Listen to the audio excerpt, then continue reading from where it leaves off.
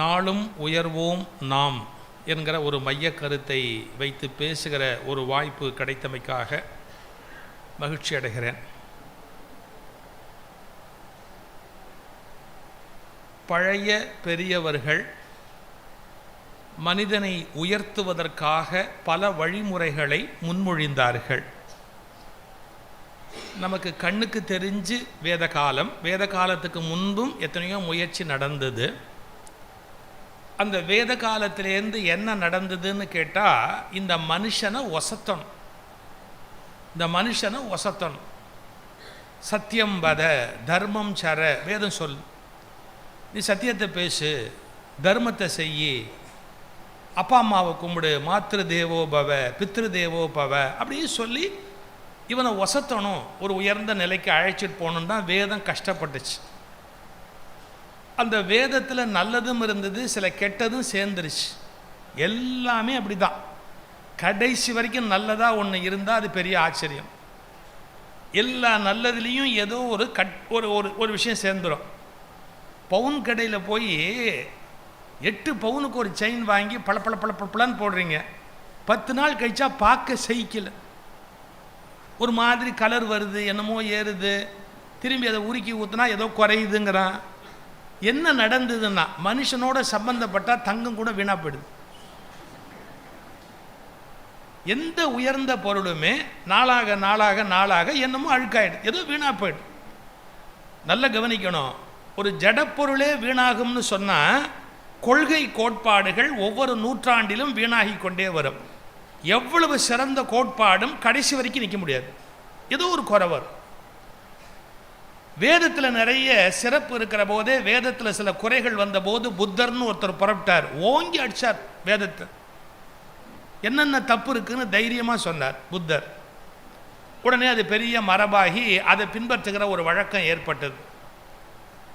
ஆனால் புத்தருடைய பாரம்பரியத்தில் வருகிற போதே சில பிழை வந்து விட்டார்.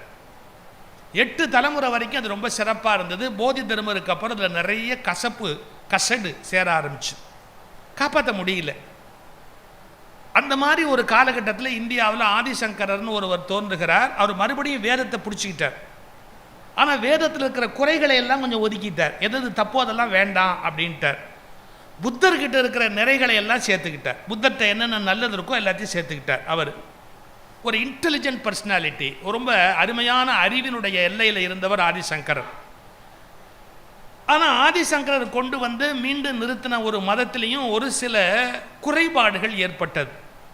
ஜாதி பேதம், இந்த ஜாதியில் பிறந்தாதான் மோட்சம், மற்ற ஜாதியில் பிறந்தவனெல்லாம் சாமி சேர்த்துக்க மாட்டார், அந்த ஜாதியில் பிறந்தவனா கோயிலை விட்டு வெளியே நிறுத்து, இது மாதிரி நிறைய குளறுபடி அந்த வைதீக மார்க்கத்தில் வந்தது. அப்போது வடலூர் வள்ளலார் என்ற ராமலிங்க அடிகளார் தோன்றினார். கோவம் வந்துருச்சு அவருக்கு. சாதியிலே மதங்களிலே இந்த மாதிரி விஷயங்கள் எல்லாம் அறிவற்று அலைகின்ற ஜெகத்தீர் அப்படின்னு கோபமாக பேச ஆரம்பித்தார். அவர் ஒரு புரட்சி பண்ணினார் வள்ளலார். கொஞ்சம் நல்லா கவனிச்சா தெரியும் அந்த வரலாறு. ரிபல்னா கலகக்காரங்க. ஒரு கலகம் செய்து வள்ளலார் ஒரு சில மாற்றங்களை கொண்டு வருகிறார் ஒரு புறத்தில். அதே அதே அதே வைதீக மரபிலேயே வந்தவர் தான் பகவான் ராமகிருஷ்ணர். உங்களுக்கெல்லாம் தெரியுமோ தெரியாதோ, பகவான் ராமகிருஷ்ணருக்கு துறவு கொடுத்தது சங்கரருடைய மரபில் வந்த ஒரு சன்னியாசி, அத்வைத சன்னியாசி. சங்கராச்சாரியாரோட மரபில் வந்தவர் தான் பகவான் ராமகிருஷ்ணருக்கு சன்னியாசம் கொடுத்தார். அதனால டெக்னிக்கலாக பார்த்தா பகவான் ராமகிருஷ்ணர் சங்கர மடத்து சன்னியாசியில் ஒருத்தர், அந்த துறவு பரம்பரை. ஆனால் ராமகிருஷ்ணர் அச்சாரு ஒரு பெரிய வெடி, யாரும் வைக்காத வெடி வச்சார். இப்போ நான் பேசுறது கொஞ்சம் சங்கடமாக இருக்கலாம், அதை பற்றி எனக்கு கவலையாக கிடையாது. ஏன்னா நீங்கள் தானே சங்கடப்படும், நான் இல்லையே. இந்த சங்கர மடத்தில் வர்ற சன்னியாசிகள்கிட்ட என்ன கோளாறு அப்படின்னு கேட்டால், பிராமணனை தவிர எவனும் மோட்சத்துக்கு போக முடியாதும்பா. பிராமணனை தவிர வேற எவனும் சாமி கிட்ட போக முடியாது, அவங்கள தவிர வேற எவனுமே கடவுளாக ஆக முடியாது, கடவுளுக்கு கிட்டக்க போக முடியாது அப்படின்பா. எல்லாம் கரெக்டு, இது ஒன்று விட்டு பிடிவாதமாக இருப்பான். ராமகிருஷ்ணர் முதல்ல இதை உடைச்சாரு. ஆனால் மைல்டாக உடைச்சார், போல்டாக உடைச்சார், மைல்டாக உடைச்சார். எங்கே உடைச்சார்னு கண்டுபிடிச்சிங்களா? பிராமணராய் பிறந்த ராமகிருஷ்ணர் தனக்கு வாரிசாக இன்னொரு பிராமணரை நியமிக்காமல் சத்திரியனாய் பிறந்து கறி சாப்பிடுகிற விவேகானந்தரை தன்னுடைய வாரிசாக நியமித்தார். He was bold enough to do that. அவருக்கு ஒரு தைரியம் என்ன, போட ஜாதியாது மண்ணாங்கட்டி தூக்கி குப்பையில் போடு, அவன் மீன் சாப்பிடுவான் கறி அரை போட என்ன வேணா சாப்பிட்டுண்டா போட, அவன் ஒரு ஞானிடா, விவேகானந்தர் ஒரு ஞானி அப்படின்னு சங்கர சந்நியாச மரபில் வந்த ராமகிருஷ்ணர் மென்மையாக ஒரு புரட்சி செய்தார். அந்த சங்கர மரபில் ராமகிருஷ்ணர் விவேகானந்தர்னு ஒருத்தரை கண்டுபிடிச்சு ஒரு பெரிய புரட்சிக்கு வித்துட்டார். ஆனால் மைல்டு ஃபார்ம், அது வன்முறை கிடையாது. அதே காலகட்டத்தில் வள்ளலார் சில கருத்துக்களை உலகத்துக்கு சொல்லி நிறைய விஷயங்களை ஓப்பன் பண்ணார். நம்ம இறையை எப்படி உணர முடியும், புராணங்களை தாண்டி எப்படி வரலாம் அப்படின்லாம் பேச ஆரம்பித்தார் வள்ளலார். அந்த வள்ளலாருடைய நெறிமுறைகளை நிறைய பேருக்கு கொண்டு போகணும், எல்லாருக்கும் கொண்டு போகணும். ஆனால் வள்ளலாரால் முடியலை. ஏன் முடியலன்னு கேட்டால், அவர் எடுத்துக்கொண்ட மார்க்கம் எப்படின்னு கேட்டால், அவருக்கு வாய்த்த சிஷ்யர்கள் எப்படின்னு கேட்டால், படிப்பாங்க பேசுவாங்க சில விஷயம் சொல்லுவாங்களே ஒழிய வள்ளலாருக்குரிய வீரியம் அவருக்கு பின்னால் வந்த தொழுவூர் வேலாயுத முதலியார் போன்றவர்களுக்கு இல்லை. வள்ளலாருடைய சிஷ்யர்களுக்கு, ராமகிருஷ்ணர் சிஷ்யர் விவேகானந்தருக்கு அந்த வீரியம் இருந்தது, உலகம் முழுக்க தூக்கிட்டு போயிட்டார். ஆனால் வள்ளலாருடைய சிஷ்யர்களுக்கு அந்த வீரியம் இல்லை, தமிழ்நாட்டோட நின்று போச்சு. இந்த காலகட்டத்தில் வள்ளலார் என்ன நினைக்கிறாரு, அவர் தத்துவங்கள் பரவணும்னு நினைச்சாரு. அவருக்கு சிஷ்யர்கள் சரியா அது மாதிரி அமையலை. அந்த காலகட்டத்தில் பூமியில் தோன்றிய ஒரு அருளாத்மா வேதாத்ரி மகரிஷி என்பவரை வள்ளலாருடைய அந்த தன்மை முழுமையாக ஆட்கொண்டு இந்த உலகத்துக்கு எளிய நேரிய தத்துவத்தோடு கூடிய சமய வித்துக்களை தருகிற ஒரு வழிமுறையாக அருந்தியது. இதுதான் பாரம்பரியம், ஹிஸ்டரி. அருட்தந்தை என்ன சொல்றார், பழைய மரபுகளில் சில விஷயத்துல மாறுபடுவார், ஆனால் எல்லாத்திலையும் மாறுபடுவார்னு சொல்ல முடியாது. நீங்க மனவளக்கலை தொகுப்பு 2 படிச்சா பிராரப்த கர்மம் சஞ்சித்த கர்மம் இதை எல்லாத்தையுமே ஒத்துக்கிறார். ஆனால் எப்படி ஒத்துக்குவார்னா கொஞ்சம் வித்தியாசமாக ஒத்துக்குவார். இந்த டெக்னிக்கல் டேர்ம்ஸ் எல்லாத்தையும் ஒத்துக்குவார். அன்னமய கோஷம், பிராணமய கோஷம், மனோமய கோஷம், இது மரபுகளை எல்லாம் ஒப்புக்கொள்வார். ஆனால் பார்வையில் விஞ்ஞானம் இருக்கு, எல்லாத்தையும் சயின்ஸோட சேர்த்து கம்பைன் பண்ணுவார். ஜெனட்டிக்கலி அந்த ஜெனட்டிக் கோடில் போய் அது எப்படி பதிவாகுது, அந்த ஜெனட்டிக் கோடில் பதிவாகிறதால அது என்ன மாதிரியான விளைவுகளை ஏற்படுத்துகிறது அப்படின்னு நல்ல சயின்ஸ், நம்ம இன்னைக்கு உலகம் ஏற்றுக்கொண்டிருக்கிற விஞ்ஞானத்தின் மூலமாக தத்துவ கருத்துக்களை எடுத்து சொல்லுகிற ஒரு நெறிமுறையை மகரிஷி பதிவு பண்ணினார். அவரும் மனிதனை உயர்த்துவதற்கு தான் பாடுபட்டார். மனுஷன் அடிப்படையில் ஒரு விலங்கு மாதிரி, என்ன மாதிரி, என்ன மாதிரி, அதே தான், சும்மா ஒரு கௌரவத்துக்காக மாதிரின்னு சொன்னேன். சமயத்தில் அதை விட மோசம், அதுவாது கொஞ்சம் டீசெண்டாக நடந்துக்கும், இவன் அதை விட ரொம்ப மோசமாக நடந்துக்குவான், விட்டு போங்க. நம்முடைய இந்திரா அம்மா அவர்கள் ரொம்ப அருமையான மனிதனும் தெய்வமாகலாம்ங்கிற அந்த கான்செப்டை சொன்னாங்க. விலங்குலேருந்து எப்படி வளர்ந்து மனிதன் படிப்படியாக தன்னை உயர்த்தி கொண்டு போகலாம், எப்படி ஆக முடியும், விலங்குலேருந்து மனுஷன் தெய்வமாகலாம்னா எங்கேருந்து ஆகிறது? எங்கள் ஊரில் 4 கிறுக்கு பையன் சாமியார் ஆனோம். அவன் நினைக்கிறான் மனிதன் தெய்வம் ஆகுதுன்னு சொன்னால், பித்தளையில் கிரீடம் வச்சுக்கிட்டு அவனும் 2 சங்கு சக்கரத்தை கையில் வச்சுக்கிட்டு 4 பேரை விட்டு ஊதுபத்தியை கீழே கொளுத்து சொல்லி அவனும் உட்காந்துக்கிட்டு தீபாராதனை பண்ணிக்கிட்டு மனிதன் தெய்வம் ஆகலாம்னா, இவனை விட சர்வ மடையன் எவனுமே இருக்க முடியாது. ஒரு கடவுளுடைய வேஷத்தை ஒரு ஆள் போட்டுட்டாப்புல கடவுள் ஆகிட முடியுமா? ஒரு கடவுளுடைய ட்ரெஸ்ஸை ஒருத்தர் போட்டுட்டாப்புல கடவுள் ஆகிட முடியுமா? அதுவே வேலையாக சில சாமியார் புறப்பட்டான், அவனுக்கும் வெக்கங்கட்டு போய் 1000-2000 பேர் சிஷ்யனாக இருக்கிறான். அதான் பெரிய கொடுமை. அதாவது நம்ம நாட்டில், அதாவது இவன் மடையன்னா இவனை விட சர்வ மடையன் ஒரு 10,000 பேர் ரெடியாக இருக்கிறான். உடனே அவன் பின்னாடி போய் உட்காந்துக்கிட்டு அவனை பெரிய கடவுளாக்கி அவனை கற்பூரார்த்தி காட்டிக்கிட்டு அவன் இல்லாத வேலையெல்லாம் பண்ணுறான். சிடியாக வருது, அதை பற்றி ஒன்றும் கவலைப்பட மாட்டேங்கிறான். அவன் பின்னாடி ஒரு 10 பேர் போய்கிட்டே இருக்கிறான், என்ன ஏதுன்னு கேட்காம அவன் பாட்டுக்கு போயிட்டே இருக்கிறான். ஒன்றும் பண்ண முடியல, எவனும் கேட்க முடியாது. சரி, இது ஒரு கூத்து நடந்துகிட்டு இருக்கு. ஆனால் இதை விட இதை பல்கலைக்கழகமாக பாடத்திட்டமாக ஒரு ஒழுங்காக கல்வியாக கொண்டு வந்தால் என்ன நடக்கும்னு யோசிச்சவர் தான் அருட்தந்தை. பாடத்திட்டமாக வைப்பா, மனுஷன் எப்படி விலங்குலேருந்து மேலே வந்து தான் தெய்வம் என்பதை உணர முடியும் அப்படிங்கிறத ஒரு சயின்டிஃபிக்காக ஒரு ஸ்கூல் எஜுகேஷன் மாதிரி, காலேஜ் எஜுகேஷன் மாதிரி, அதுக்கு ஆசிரியர்கள் பேராசிரியர்கள், அதுக்கு ஒரு பரீட்சை முறை, அப்புறம் தவம் செய்வதற்கு ஒரு வழிமுறை, அந்த குண்டலினி யோகம், தான் எப்படி இதெல்லாம் படிப்படியாக பண்ணினா மேலே வரலாம் அப்படிங்கிறத ஒரு சிஸ்டமேட்டிக்காக கொண்டு வந்தது தான் மனவளக்கலை மன்றம். அந்த அமைப்பு அப்படி ஏற்பட்டது. இப்போ கொஞ்சம் யோசிப்போம், விலங்குங்கிறது என்ன? விலங்குங்கிறது என்ன? இந்த விலங்குங்கிற சொல்லுக்கே நிறைய பொருள் இருக்கு. மிருகம்னு ஒரு அர்த்தம் சொல்றோம். பூட்டப்படுவது விலங்கு. ஏதோ ஒரு தலையில் சிக்கி இருப்பது விலங்கு. அது ஏதோ ஒரு வகையில் ஒரு எல்லைக்கு மேல் தன்னை கொண்டு போக முடியாத ஒரு நிலையில் இருக்கிறது. விலங்கிடப்பட்டது விலங்கு. என்ன விலங்கு? அதுக்கு என்ன என்ன இருக்கு? நான் விரும்பி படிக்கிற விஷயம் எது தெரியுங்களா? பிபிசி எர்த்துங்கிற சேனல் தான். டிவியில் நான் எப்போ ஃப்ரீயாக இருந்தாலும் பிபிசி எர்த்துன்னு ஒரு சேனல் இருக்குது, அதான் பார்த்துக்கிட்டு இருப்பேன். ஏன்னா நான் 100 புத்தகம் தேடி படிக்க முடியாத விஷயத்தை அவன் ஈஸியாக கற்றுக் கொடுப்பான். மிருகங்கள் எப்படியெல்லாம் வாழுது காட்டுக்குள்ளே அப்படின்னு காட்டுறான். அந்த மிருகத்தோட இயல்பு என்னன்னு காட்டுறான். பிரமிப்பாக இருக்கு. 2 விஷயம் தாங்க விலங்குகளுக்கு தேவை. திருப்பி திருப்பி திருப்பி அது காண்டா மிருகமாக இருக்கலாம், முதலையாக இருக்கலாம், மலைப்பாம்பாக இருக்கலாம், பன்றியாக இருக்கலாம், டைனோசராக இருக்கலாம், என்ன வேணால் மிருகமாக இருக்கலாம். ஒரே விஷயம் ரொம்ப முக்கியம். என்ன? சாப்பிடணும். காலையில் முதல்ல கண் விழிச்ச உடனே அது ஃபர்ஸ்ட் பிரச்சனை என்னன்னா சாப்பாடு. என்ன அதுக்கு தலையில் எப்படி எழுதியிருக்கிறான்னா, அது இன்னொன்று தின்னாதான் வாழ முடியும். எதை திங்கலாம்? காலையில் ஏஞ்ச உடனே மொதல் வேலை எதை திங்கலாம் அப்படின்னு அலையும். அந்தாண்ட இந்தாண்ட. இப்போ ஒரு மலைப்பாம்பு வெளியே புறப்படுதுன்னு வச்சுங்க, அது என்ன சொற்பொழிவு கேட்கலாம்னா வெளியே போகும்? எங்கேயாவது போய் ஒரு பஜனை கூட்டத்தில் பாடி ஆடலாம் அப்படின்னா அது வெளியில் வரும்? எதை திங்கலாம், எதை க்ளோஸ் பண்ணலாம், எதை முழுங்கலாம்? அது மலைப்பாம்பாக இருக்கலாம், பன்னியாக இருக்கலாம், என்ன வேணாலும் இருக்கலாம். விலங்குக்கு ஒரே டார்கெட் மெயின் என்ன? சாப்பிட்றது. எப்படி? ஏன் தெரியுமா?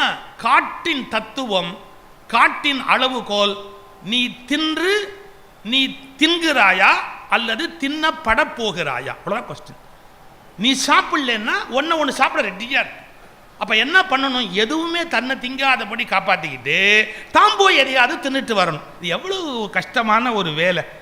விலங்கோட வேலையே தன்னை எதுவும் திங்காதபடி ப்ரொடெக்ட் பண்ணிக்கிட்டு தான் போய் எதையாவது தின்னுக்கிட்டே வரணும் அப்படின்னு நினைக்கிறது. மனுஷன் விலங்குலேருந்து வெளியே வந்துட்டானா முதல் இலக்கணம் என்ன தெரியுமா?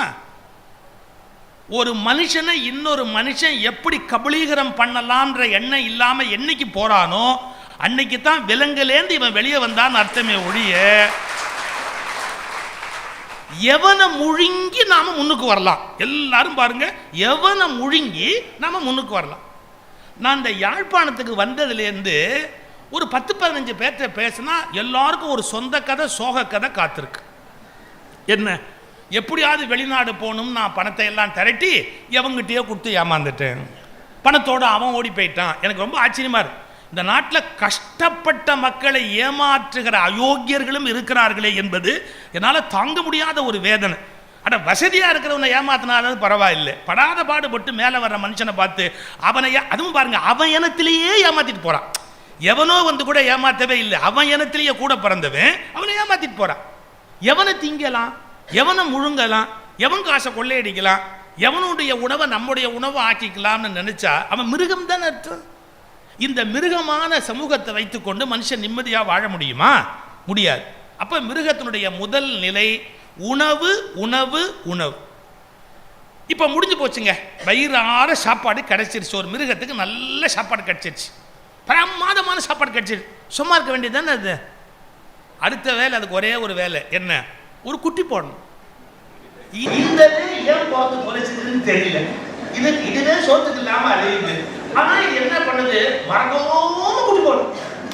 கவனமா அந்த சீசனுக்கு கரெக்டா மேக் பண்ணுது, ஒரு குட்டியை போடுது, அப்புறம் குட்டிகளோட கவிக்குது. ஒரு காட்சி காமிச்சா பெண்குவின் பறவைகள் ஒரு தீவில் இருக்கு, ஒரு தீவுக்குள்ள உட்கார்ந்து கொடுமை. இந்த ஆண் பெண் 2 பெண்குவினும் சேர்ந்து குஞ்சு பொறிச்சிருச்சு. எவ்வளவு லட்சக்கணக்கா உட்கார்ந்து அந்த தீவுல. இதுங்களுக்கு சாப்பாடு அந்த தீவுல கிடையாது, சாப்பிடுறதுக்கு ஒண்ணுமே கிடையாது. சொல்றான் 80 கிலோமீட்டர் கடல்ல நீந்தி போகுதுங்க.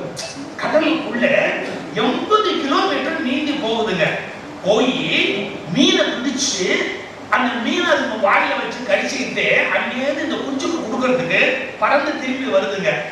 இந்த கடல் கரையில வர்ற இடத்துல நிறைய பெண்குவின் அப்படியே அந்த அலை அடிச்சு மலையில போய் பட்டு நிறைய பெண்குவின் செத்து போகுது. இது ஒவ்வொரு நாளும் இறை எடுக்க போச்சுன்னு சொன்னா ஒரு 10,000 20,000 பெண்குவின் போகுது, ஒரு 500 1000 செத்து போகுது. அந்த இறையை கொண்டு வர முடியல. கொடுமை பார்த்தீங்கன்னா அந்த மீனை கடிச்சு கொஞ்சமா தான் எடுத்து வாயிலெல்லாம் குழப்பிட்டு இந்த பெண்குவின் எடுத்துட்டு வந்து, அது பெரிய சிக்கல் என்னன்னா எல்லா பெண்குவினும் ஒரே மாதிரி இது லட்சமா உட்கார்ந்து இருக்கு. அது அதோட கொண்டாட்டியை பார்த்து கொடுக்கணும், அதோட குட்டியை பார்த்து கொடுக்கணும். எந்த பெண்குவியும் தாம் கொண்டாட்டி பிள்ளைய தவிர வேற யாருக்கும் கொடுக்கறதுக்கு அது தயாரா இல்லை. அதான் மிருகம். தன்னுடைய பொண்டாட்டி பிள்ளைய தவிர யாருக்கும் கொடுக்க மாட்டேன்னு சொன்னா மிருகம். எல்லாருக்கும் கொடுக்கத்தான் நான் பிறந்திருக்கிறேன்னு கண்டுபிடிச்சா அவன் தான் முதல்ல மனுஷனாக வளருகிறான்னு பொருள். மனுஷன் நம்ம என்ன பண்ணாலுமே எல்லாரும் சாப்பிடுப்பா, 10 பேர் சேர்ந்து சாப்பிட்டோம்னு நினைச்சாதானே மனுஷன். எந்த மிருகமும் தானும் தான் குஞ்சு தவிர தான் குட்டியை தவிர யாரும் கொடுக்காது, சாப்பிட கூடாது. இது பெண்குவின் அங்கேருந்து வந்து கஷ்டப்பட்டு தன்னுடைய குஞ்சை கண்டுபிடிச்சு அது என்ன பண்ணுது, அது வாயில அந்த வாயை திறந்து காடு, அதுக்கு சாப்பிடுது. கொஞ்ச நேரம் ஆன உடனே அந்த ஆண் பெண்குயின் போயிட்டு வந்தது ஒரு மாதிரி சவுண்ட் எழுப்புது. அது என்ன அர்த்தம்னா, கொண்டாட்டியை நீ போயிட்டு வான்னு சொல்லு, நீ போய் அந்த தட்டில் பிடிச்சிட்டு வா அப்படி. உடனே அது இன்னும் அந்த 80 கிலோமீட்டர் போய் 4 மீனை தூக்கிட்டு அங்கேருந்து இங்கே வருது. இது ரெண்டும் படாத பாடுபட்டு அந்த குஞ்சுகளுக்கு ஊட்டுறதுக்குள்ள கூட படாத பாடு. ஆனா அந்த அறிவு கெட்ட பெண்குவியில் மறுபடியும் குஞ்சு பொறிக்கும். இதை வளர்க்கறதே பெரிய விஷயமா இருக்கு, இதுங்களை காப்பாற்றுறதே பெரிய அவசியம் இருக்கு, விட்டு போலாமே அப்படின்னு அதுங்களுக்கு தோணாம கரெக்டா அடுத்த சீசன்ல டம்மு டம்மு டம்மு டம்முன்னு அதுக்கு போட்டுக்கு குஞ்சு பொறிச்சு தொலைக்குது. இதனால தான் அதுக்கு விலங்குன்னு பேரு. என்ன, அது பாடி எப்படி ப்ரோக்ராம் ஆயிருக்கோ அப்படித்தான் பிஹேவ் பண்ண தெரியுமே ஒழிய நம்ம பாடி ப்ரோக்ராம் ஆகி இருக்கிறது நமக்கு வேண்டாத விஷயம்னு கண்டுபிடிக்கிற அறிவு பெண்குவினுக்கு இல்லை. இல்லாததால் அது கஷ்டப்படுது, இருந்து கஷ்டப்படுறவன் தான் மனிதன். அது இல்லாததால கஷ்டப்படுது, அது இருந்து கஷ்டப்பட்டு இருக்கிறவன் தான் மனுஷன். இருக்கே ஒழிய இவனால அந்த பழக்க வழக்கத்தை விட முடியாது. ஏன் சாப்பிடுறோம்னு தெரியாது, ஏன் புள்ள பெற்றுக்கிறோம்னு தெரியாது. சார் நம்ம ஏன் பிறந்தோம்னே தெரியல, நாம் எதுக்கு புள்ள பெற்றுக்கணும்? யாராவது நீ ஏன் பிறந்தாய் அப்படின்னு கேட்டா தெரியாது. உனக்கே தெரியல, அப்புறம் நீ மட்டும் ஏன் ஞாபகமா பெற்றுக்கிட்டேன்? பழக்க தோஷம். நான் வேடிக்கை சொல்றது பழக்க தோஷம் இல்ல, சயின்ஸ். அதுக்கு என்ன பேர் தெரியுமா? அதுக்கு என்ன பேர் தெரியும்? அதுக்கு என்ன, காப்பி எடுத்தல், படி எடுத்தல். எல்லா உயிரினங்களுக்கும் இயற்கை எப்படி வச்சிருக்குன்னு கேட்டா மறக்காம அது படி எடுக்கணும். தன்னை மாதிரி ஒரு படி எடுத்து வைக்கணும், ஒரு ஜெராக்ஸ் காப்பி அதை வைக்கணும். இந்த ஜெராக்ஸ் காப்பி எடுக்கிற வேலை தான் புள்ள எடுத்துக்கிறது. தனக்கு ஒரு காப்பி. அதாவது சில பேருக்கு கும்பகோணத்துக்கு குடமிளகா மூக்குன்னு இருக்கும். அந்த மூக்குக்குள்ள 3 பேர் போயிட்டு வர்ற மாதிரி வசதி இருக்கும். கும்பகோணத்துக்கு குடமிளகா மூக்கு. இந்த மூக்கோட ஒரு பிள்ளைய பெற்றுட்டு தான் அவன் சாகும். இவன் மூக்கே தாங்க முடியல. ஆனா அந்த மாதிரி ஒரு மூக்கு ரெடி பண்ணி சொல்லுவாங்க, மூக்கு அப்படியே என்ன உரிச்சு வச்சிருக்குது அப்படின்பா. ஜெராக்ஸ் படி எடுத்தல். ஏன்டா படி எடுக்கிற? அதெல்லாம் தெரியாது, படி எடுக்காம என்னால சாக முடியாது அப்படின்னு அந்த ஜெராக்ஸ் எடுத்து வச்சிருவான்.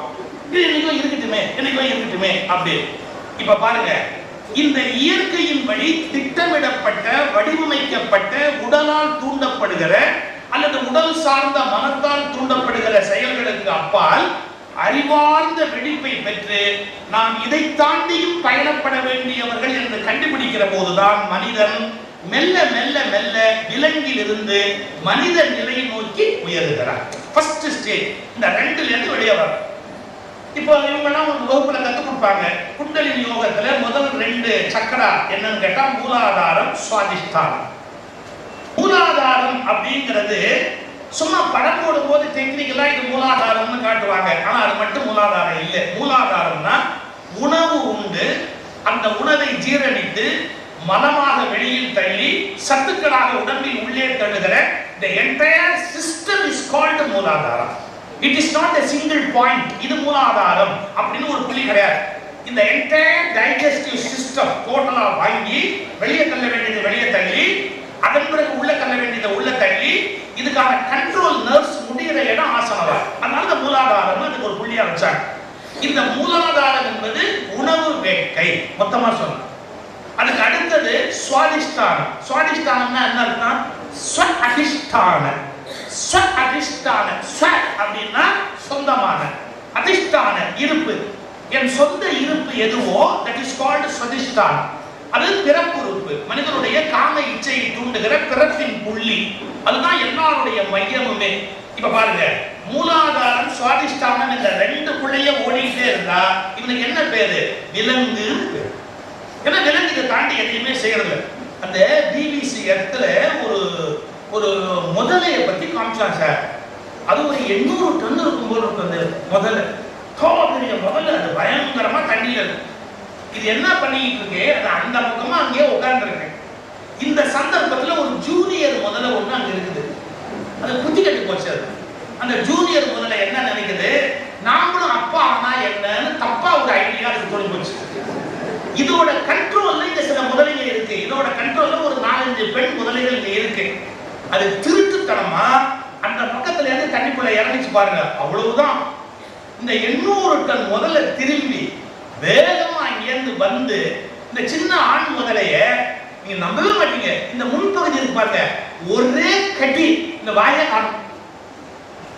முதலைக்கு இந்த வாய் இருக்குல்ல, பெருசு அங்கிருந்து வந்து இப்படியே கடிக்குது. இந்த பாக்கு வெட்டுறவங்க எல்லாம் பாக்கு வெட்டுவாங்கல்ல, அது மாதிரி கட் பண்ணிடுச்சு. இந்த இடத்துல வாயே முதலைக்கு போயிடுச்சு. அது என்னங்க கட் பண்ணுச்சு, அதுவும் அப்பா ஆகணும்னு ஆசைப்பட்டு. எப்பவுமே இதுவே அப்பா ஆகிட்டு நாம ஏன் அப்பா ஆகக்கூடாதுன்னு நினைச்சது. முடிஞ்சதுக்காக சாப்பிட முடியாத அது கடிச்சிருச்சு.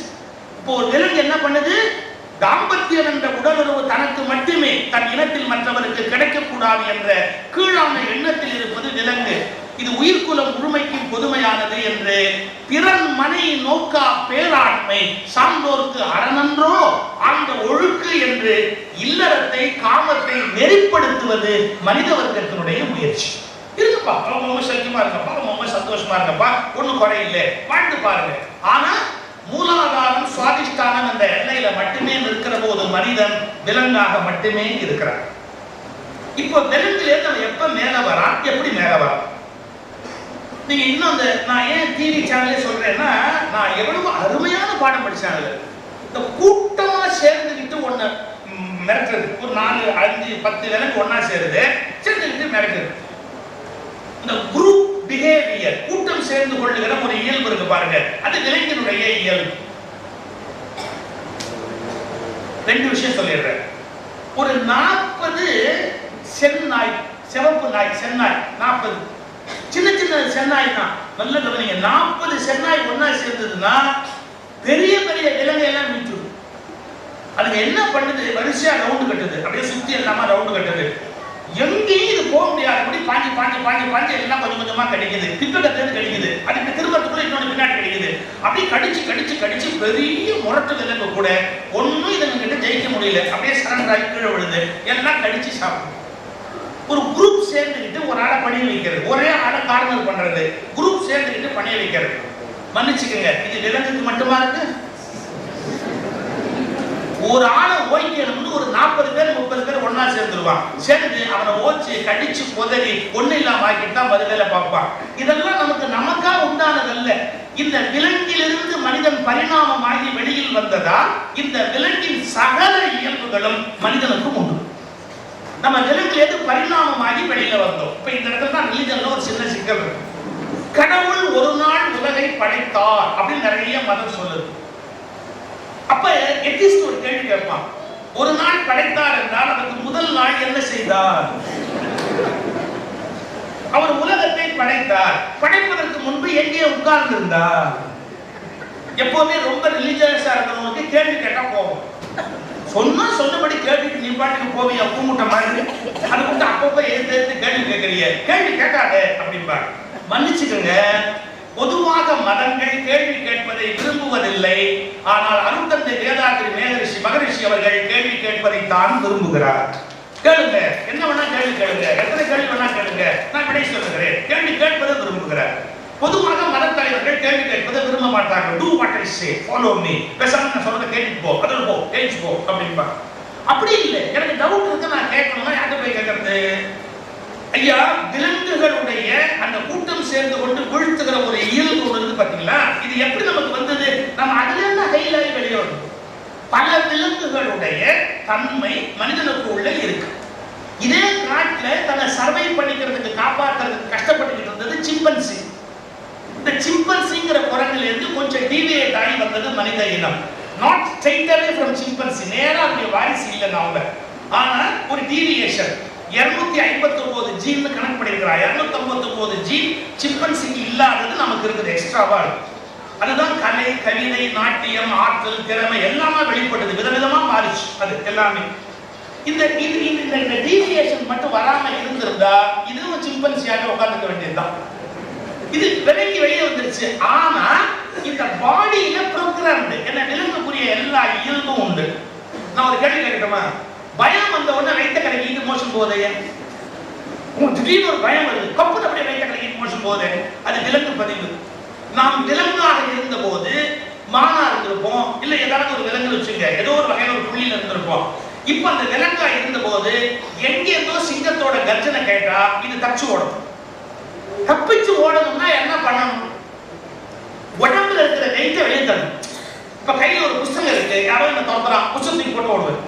கையில ஒரு 50 கிலோ வெயிட் வச்சிருக்கிறேன், எவனோ என்ன கொல்ல வரா, வெயிட்டத்துக்கு போட்டு ஓடுவேன். இந்த விலங்குகள் வச்சிருக்கிற ஒரே வெயிட் சாப்பாடு, வயிற்றுல வச்சிருக்கிற ஒரே வெயிட் சாப்பாடு.